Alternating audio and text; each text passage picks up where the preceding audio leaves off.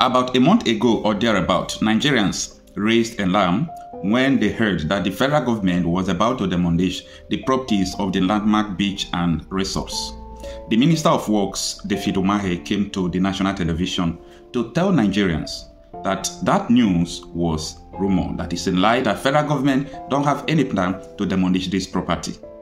Now, as I talk to you today, the demolition has started. So David Umahi has a lot of answer to Nigerians why he personally came to the national television to tell Nigerians that this property will not be demolished, that the federal government don't want to demolish the property, that the road of the coastal highway is not passing through there.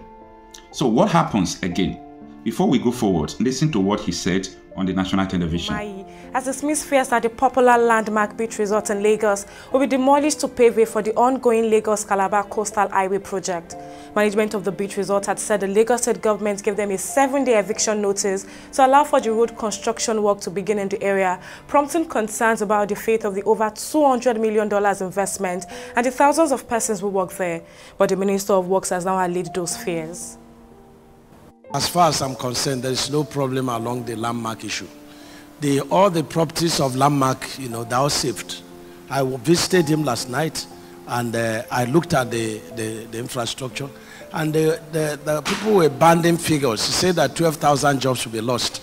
No single job will be lost.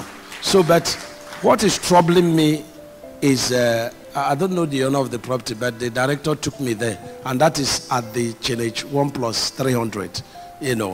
I did not envisage that the White House was going to go. And I'm still looking at it because if the White House is to be saved, it means that somebody's property will be taken up.